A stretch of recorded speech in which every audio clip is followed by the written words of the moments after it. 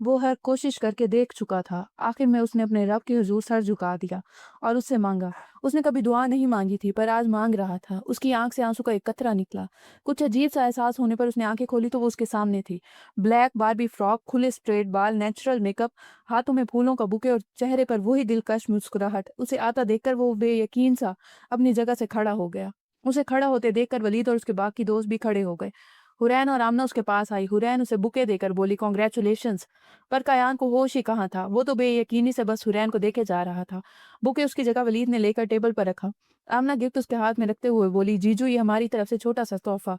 हम ये सहरी को भी दे सकते थे, पर हम चाहते हैं कि आप उसे दें, तो ये गिफ्ट इसके लिए और भी स्पेशल हो जाएगा। कायान की तरफ से कोई रिस्पॉन्स ना आया। वो तो बस हुरैन को देख रहा था। वो गिफ्ट भी वलीद ने उसके हाथ से लेकर टेबल पर रख दिया। कायान की इस तरह देखने से उसे घबराहट के साथ साथ दहशत भी होने लगी। वो आमना का हाथ पकड़कर नीचे आ गई। वो दोनों ब्राइडल रूम में गई। वहां किसी और को दुल्हन देखकर उन्हें पता चला कि वो गलत हाल में आ गई हैं। हुरैन के बच्चे, तुम हमें गलत हॉल में ले आई हो। कहा भी था कि तुमसे कि सैरी से पूछ लेते हैं, पर तुम्हें तो उसे सरप्राइज देना था। देखो यहाँ आकर हमें खुद ही सरप्राइज मिल गया। जब यहाँ आए तब भी तुमसे कहा कि यह हाल नहीं है, तीसरे नंबर वाला हाल है, पर तुमने कहा कि नहीं, मेरा दिल कह रहा है यही सही जगह है। अब देखो तुम्हारा दिल हमें कहाँ ले आया। और तो और गिफ्ट भी वहीं दे आए, क्या करें। आमना गुस्से और फिक्रमंदी से बोली तो हुरैन भी कहाँ चुप रहने वाली थी। वो भी उसी के अंदाज में बोली, गलती तुम्हारी भी है और गिफ्ट भी तुमने दिया, अब वापस भी तुम ही लाओगी। उसकी बात सुनकर वो बोली, ठीक है हम दोनों की गलती है, तो फिर मैं हाल का पता करके आती हूँ, तुम गिफ्ट ले आओ। नहीं, मैं नहीं जाना, मुझे घबराहट हो रही थी। वो मुँह बनाकर मना करते हुए बोली तो हमने शरारत से बोली, ओके मैं ले आती हूँ, पर क्या तुम अकेले आ जाओगी? नहीं, मैं गिफ्ट ले आती हूँ, तुम हाल का पता कर लो। ऐसे किसी को क कैसे गिफ्ट दे दें? हमारी हलाल की कमाई है। हुरैन फ़ौरन बोली, क्योंकि अकेले जाने से उसे वैसे भी खौफ आता था और उसे यहाँ के रास्ते नहीं मालूम थे, जबकि आमना यहाँ आती-जाती रहती थी। इसीलिए उसे गिफ्ट वापस लेकर आने वाला ऑप्शन ज़्यादा बेहतर लगा। वो खुद को हिम्मत देते हुए हॉल के अंदर गई, जबकि आमना बाहर की तरफ। दूसरी तरफ कायान भी अभी अपनी जगह पर साकित और बेयकीन सा खड़ा था। वलीद ने उसका शाना हिलाया तो वो होश में आया। उसने इर्द-गिर्द देखा, पर वो वहाँ नहीं थी। वो बेचैनी से स्टेज से उतरने लगा कि उसे फिर से वही मीठी सी आवाज़ सुनाई दी और उसने अपने सामने देखा तो वो उसके पास खड़ी उसी से मुखातिब थी। हुरैन अपनी सारी हिम्मत जमा करके तमहीद बाँध कर बोली, एक्सक्यूज़ मी, सॉरी, दरअसल हम अपनी फ्रेंड की शादी में आए थे और वो शायद थर्ड पोर्शन है। हम गलती से यहाँ आ गए और उसका गिफ्ट भी आपको दे दिया, तो क्या ये मैं वापस ले लूँ? ये कहकर कायान के जवाब का इंतज़ार किए बगैर उसने टेबल से वो गिफ्ट उठा लिया और फिर बोली, ये फूल आप हमारी तरफ से रख लें। बेस्ट विशेज़ समझकर, शायद ये आपकी ही किस्मत में थे।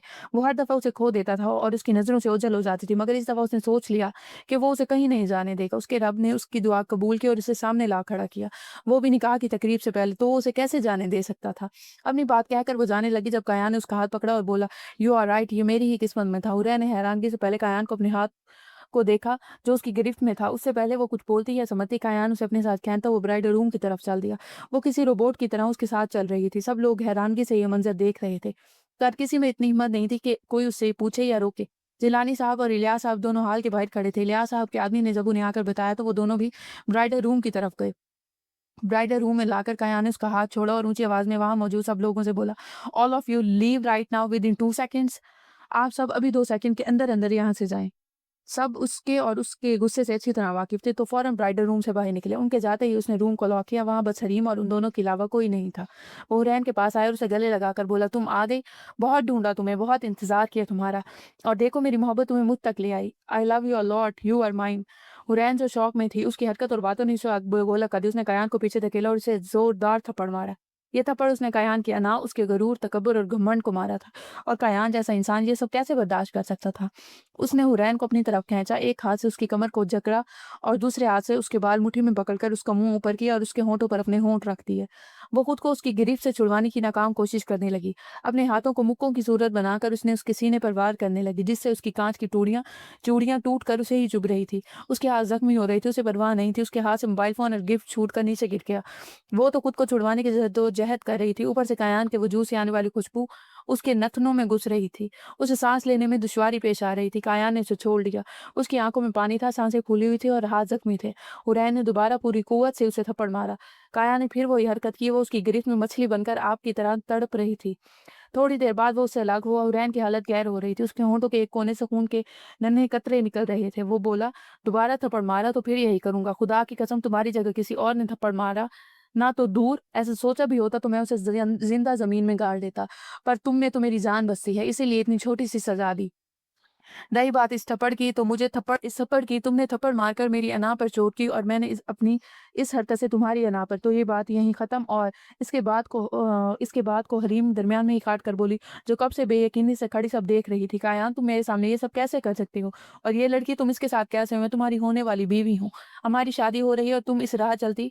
अपनी आवाज़ नीचे रखो और आइंदा मेरी बात काटने की गलती ना करना। तुम मेरी होने वाली बीवी थी, हो नहीं, अब ना कभी बनोगी। वो गुस्से से बोला। तो उसने हैरत से पूछा, मतलब मेरी बीवी ये लड़की बनेगी, तुम नहीं? और अब मुझे तुम्हारी ज़रा सी आवाज़ भी ना आए, वरना मुझसे बुरा कोई नहीं होगा। तुम अच्छे से जानती हो, इसलिए अब ज़रा भी आवाज़ नहीं। उसकी बात पर हरीम ने अपने मुँह पर हाथ रखकर अपनी आवाज़ का गला घोंटा और बेआट कर रोने लगी। फिर वो हुरैन से मुखातिब हुआ, जो पहले ही रो रही थी। उसके हाथ ज़ख्मी थे, चेहरा हद से ज़्यादा सुर्ख था और होंठ के कोने से खून निकल रहा था। कायान के दिल में दर्द की ठेस उठने लगी, जिसे उसने दबा दिया, क्योंकि अगर वो ऐसा ना करता तो शायद उसे हमेशा के लिए खो देता। वो अपने दाएँ हाथ के अंगूठे से हुरैन के होंठ का किनारा साफ करते हुए बोला, अभी और इसी वक़्त हमारा निकाह होगा और तुम कोई तमाशा किए बगैर ये निकाह करोगी। ना, नहीं, मैं ऐसा बिल्कुल भी नहीं करूँगी। वो सहमी हुई मगर अटल अंदाज़ में बोली, क्योंकि कायनात की इस हरकत से वो काफ़ी डर और सहम गई थी। जो इंसान उसके साथ ये सब कुछ कर सकता है, वो कुछ भी कर सकता है। कायान दरवाज़ा खोले कि क्या चल रहा है अंदर? इससे पहले कि वो कुछ कहता, बाहर से आती आवाज़ों ने उसे अपनी तरफ मुतवज्जो किया। बाहर जिलानी साहब थे। कायान ने आगे बढ़कर दरवाज़ा खोला, उनके साथ लगारी साहब भी अंदर दाखिल हुए। उन दोनों की नज़र हरीम पर पड़ी, जो बुरी तरह अपने मुँह पर हाथ रखे रो रही थी। फिर इसे थोड़े फासले पर खड़ी लड़की को इस तरह देखकर जिलानी साहब परेशान हो गए। वो गुस्से से कायान को देखते हुए बोले, ये लड़की कौन है और यहाँ क्या कर रही है? वो भी इस हाल में, क्या हुआ इस लड़की को? उन्होंने फ़ौरन वलीद को इशारा किया। वो भागते हुए गया और फर्स्ट एड बॉक्स ले आया। वो हुरैन के पास गए। उन्हें अपनी तरफ बल्टा देखकर उसने खौफ के मारे सख्ती से आंखें मीच ली। वो इस बच्चे के ज़ख्म डिटॉल से साफ करने लगे। बाबा, जलन के एहसास से उसने पापा कहते हुए आंखें खोली, तो उसने देखा वो मेहरबान शख्स उसके ज़ख्मों पर मरहम लगा रहे थे। वो उसके सर पर हाथ रखकर बोले, बेटा घबराओ नहीं, तुम्हें किसी से डरने की कोई ज़रूरत नहीं और ना रोने की। मुझे अपने पापा की तरह ही समझो और बताओ क्या हुआ है। किसी को अपने लिए इतना मेहरबान और परेशान देखकर उनकी बातों ने उसे बहुत हिम्मत दी। कुछ पल के लिए उसे लगा कि उसके पापा उसके सामने खड़े हैं। वो उनके गले लगकर बोली, अंकल मुझे बचा लें प्लीज़। इस वहशी जानवर से मुझे घर जाना है प्लीज़। कायान के लिए ऐसे अल्फाज सुनकर उन्होंने दुःख और गुस्से से कायान की तरफ देखा। ये अल्फाज कायान के दिल में भी बहुत बुरी तरह चुभे। जिलानी साहब गुस्से से बोले, कायान ये सब क्या चल रहा है? कौन है ये? कुछ पूछ रहा हूँ तुमसे, ये क्या हो रहा है यहाँ? डैड प्लीज़, इस वक़्त कोई सवाल नहीं। आप बस निकाह ख़्वाह को बुलाएँ और हमारा निकाह करवाएँ। कायान के डैड कहने पर वो डर कर उनसे अलग हुई। तो वो उससे बोले, मैं इसका डैड ज़रूर हूँ, पर उसके कुछ भी गलत करने पर उसे सज़ा देने से पीछे नहीं हटूँगा। तुम्हारा और हरीम का निकाह भी हो जाता है। ये बताओ कि ये लड़की कौन है और मेरी बेटी ऐसे क्यों रो रही है? क्या हुआ हरीम? वो कब से गुस्सा ज़ब्त कर रहे थे ताकि मामले का पता चले, फिर गुस्से से ही पूछ लिया।